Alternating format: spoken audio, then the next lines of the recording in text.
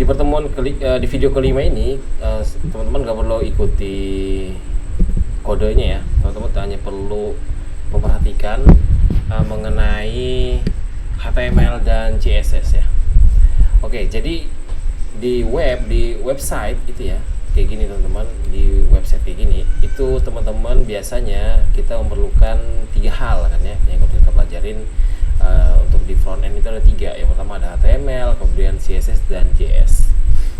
Nah, hari ini di video ini akan membahas mengenai HTML dan CSS. Oke, kalau teman-teman perhatikan di Tokopedia ini ya, di gambar ini itu teman-teman melihat ada banyak benda, ada banyak bentuk ya. Teman-teman di sini ada lihat gambar gitu ya. Kemudian di sini teman-teman ada ngelihat input gini ya, bisa ada search di sini, kemudian di sini ada logo, kemudian itu di sini ada gambar, ada tulisan-tulisan gitu ya, dan semua hal yang teman-teman lihat ini dibuat dan dibangun berdasarkan HTML tag ya. Dan untuk desainnya menggunakan CSS. Oke, ini saya kasih contoh dulu teman-teman. Teman-teman nggak perlu ikutin, ini saya buat bukan di Next.js ini ya, teman nggak perlu ikutin, tinggal diperhatiin aja. Ini saya buat file HTML ya, namanya index.html. Ini kalau saya jalanin gitu ya, ini saya jalanin kayak gini, sebentar ini saya jalanin.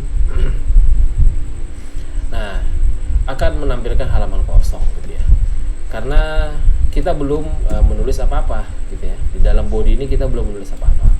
Nah, karena untuk melihat hasil dari codingan kita, teman-teman nulisnya di antara HTML tag body ini ya, gini.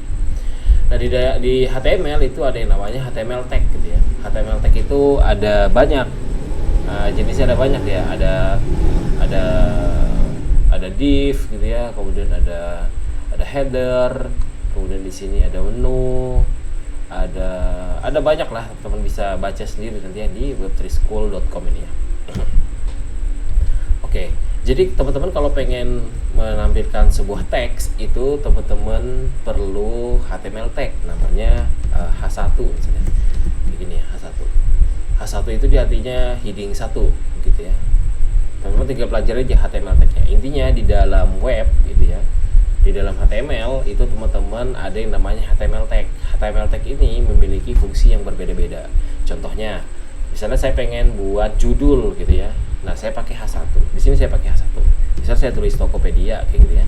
Kemudian saya save. Nah, nanti di sini itu muncul tulisan Tokopedia gitu ya. Karena kita pakai HTML tag H1 gitu ya untuk memunculkan tulisan Tokopedia ini. Bagaimana juga kalau misalnya saya ingin membuat sebuah input gitu ya, ingin membuat sebuah input. Nah, itu nanti saya tinggal tulis input kayak gini, nanti muncul nih input di sini bisa diketik gitu ya, bisa diketik. Nah, ini bisa diketik kayak gini. Kemudian saya juga bisa menambahkan placeholdernya, misalnya lagi nyari apa gitu ya, nanti dia muncul di sini lagi nyari apa gitu ya. Nah, ini HTML tag-nya itu kita bisa buat.